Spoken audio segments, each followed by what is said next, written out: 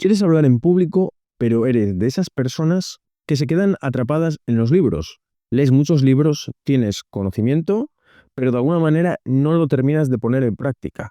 Pues este vídeo es para ti y te voy a dar un consejo muy importante para que puedas superar este problema. Mi nombre es Omar Navarro.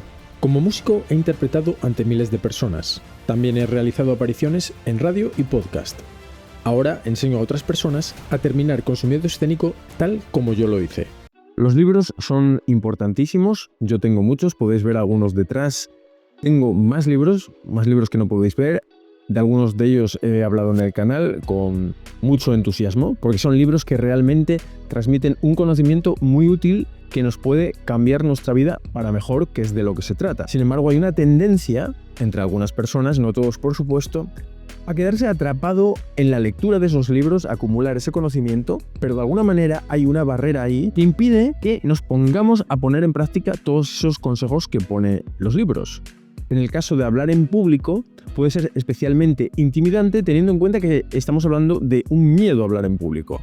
Y si compramos un libro para hablar en público y tenemos miedo de hablar en público, es posible que el propio miedo nos impida llevar a la práctica todos esos buenos consejos que contiene el libro. Yo soy totalmente partidario de la teoría.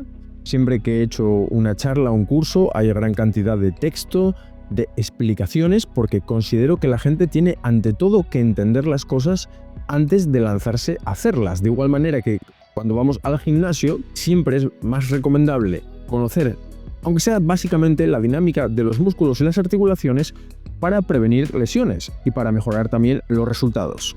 Para cualquier otro aspecto técnico, incluso para tocar un instrumento musical, ¿por qué no?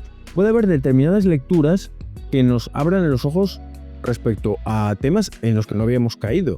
Sobre todo si estos libros vienen de gente que tenga ya una gran experiencia, ha pasado muchas horas o muchos años haciendo la tarea de la que hablan y nos pueden venir absolutamente bien, y por eso no es que los recomiende, es que me parecen imprescindibles. Un libro del que hablé hace un tiempo es el libro de negociación, que además es un bestseller con no sé cuantísimas ediciones ya, que se llama Rompe la barrera del no. Tengo una pequeña edición de bolsillo en inglés y es un ejemplo perfecto de cómo podemos estar aprendiendo, según vamos leyendo, unas técnicas que son muy útiles para tratar con la gente en el día a día, aparte de para negociaciones de alta envergadura, pero donde queda muy claro que si queremos sacar partido de esas técnicas, realmente tenemos que ir mucho más allá del libro. Tenemos que empezar a ponerlas en práctica en el escenario más simple donde podamos hacerlo. Y antes os había dicho, respecto a hablar en público, que os iba a dar una técnica o una práctica o un enfoque que es súper útil para este tipo de casos, donde no podéis pasar de la teoría, aunque la valoréis mucho, aunque le veáis la lógica, no podéis pasar a la práctica. Antes del consejo, el preconsejo. El preconsejo es que nunca vais a poder sacar partido de esas técnicas si no las ponéis en práctica. Eso hay que tenerlo totalmente claro. La práctica es esencial, es de hecho para lo que estáis leyendo ese libro, para hacer algo en el mundo real, ya sea con vuestra voz, con vuestras manos. Supongamos que os da miedo hablar en público y por eso habéis dado con este canal y queréis empezar a perder ese miedo y habéis leído algún libro interesante o habéis leído este clásico sobre hablar en público, donde por supuesto hay algunos consejos muy útiles para perder el miedo. ¿Qué podéis hacer para poner en práctica el conocimiento de este libro cuando aún tenéis miedo? Bueno, pues esto viene una vez más a parar a la neurociencia, al cerebro. Tenemos que tener siempre en cuenta que el cerebro es un órgano que predice las cosas. Sin que nosotros nos demos cuenta, el cerebro está calculando lo que él opina que va a ocurrir en cada momento. Y eso lo hace en función de las experiencias que hemos tenido. No me voy a extender en este tema más en el vídeo, pero hay pruebas sobradas de que esto funciona así. El cerebro es un órgano predictor, meteroslo en la cabeza, porque las experiencias que estáis viviendo, la interpretación de esas experiencias que estáis viviendo en el presente, son resultado de cosas que habéis vivido en el pasado. Y si no os gusta vuestro presente y queréis cambiar vuestro futuro, no os queda más remedio que empezar a cambiar vuestro presente. Suena como un trabalenguas, pero no lo es, tiene mucha lógica. Una vez que tenemos claro que el cerebro es un órgano predictor, casi por lógica se deduce que al cerebro no le van a gustar los cambios en el entorno, los cambios en el ambiente, los cambios de clima. ¿Y por qué no le gustan los cambios?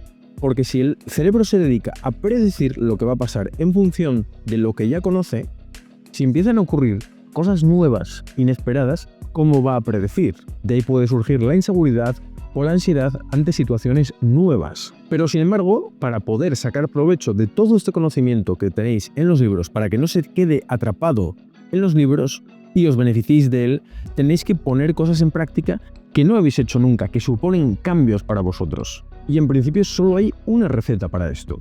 Los cambios tienen que ser muy graduales. Vosotros tenéis que ser capaces de medir cuál es la siguiente distancia hacia la novedad, hacia aquello que queréis poner a prueba o aprender. Tenéis que buscar cuál es el siguiente paso que estáis dispuestos a dar, que por supuesto os va a suponer un esfuerzo, pero que aún así estáis dispuestos a dar.